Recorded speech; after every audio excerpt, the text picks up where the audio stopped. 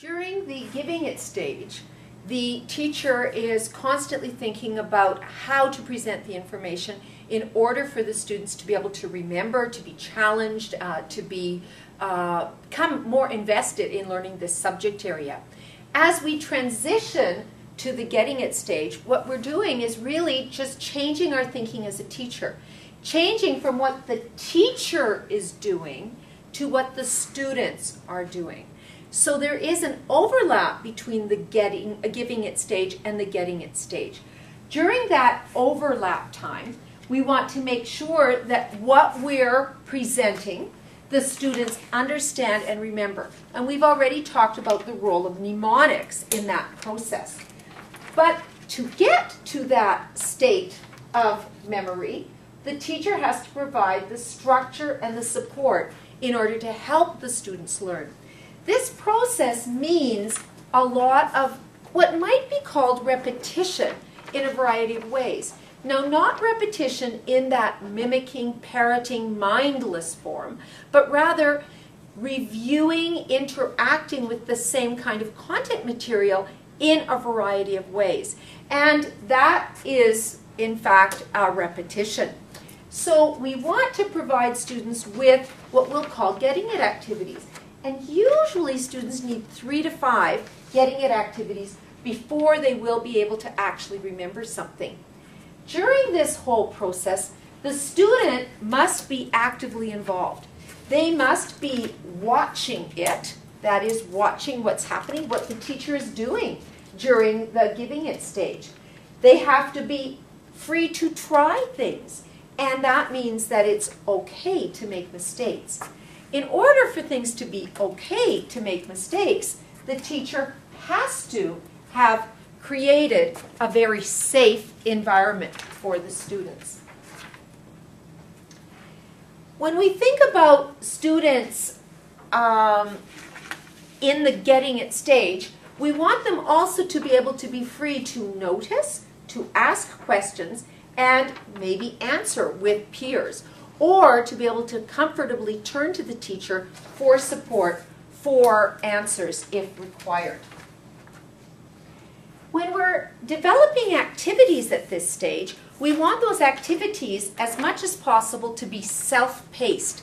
In other words, the learner is not pressured by the teacher's rate of learning or by the rate of learning of another student.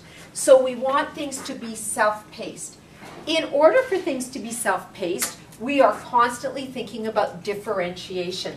How can we do an activity so that all students are engaged, but perhaps have something for the students who finish more quickly to do that is equally valuable?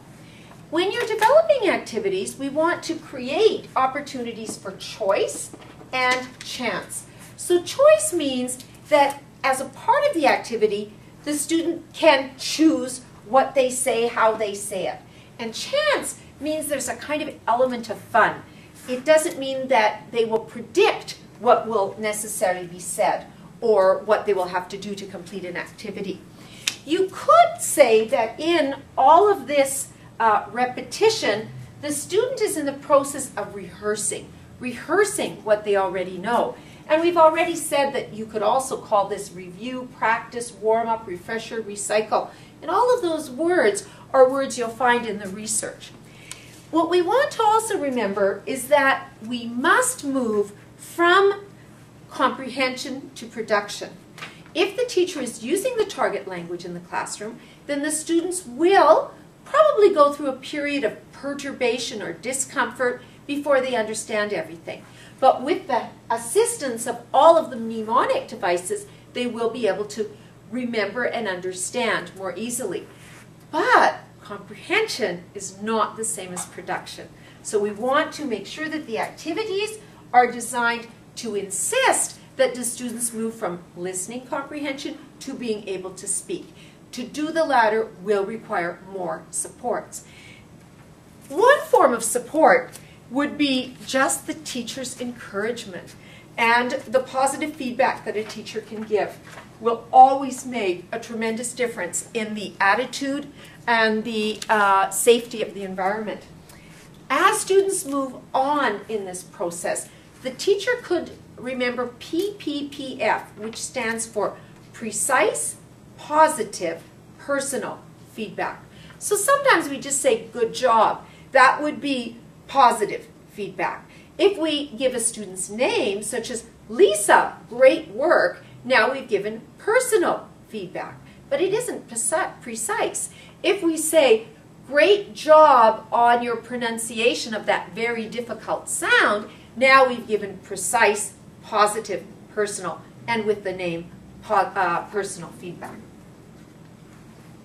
Throughout this process, we're also asking the students to listen, observe, notice, and ask questions. That would be a kind of summary of what you're after at this stage of the getting it process. Overall, don't forget that this process takes time.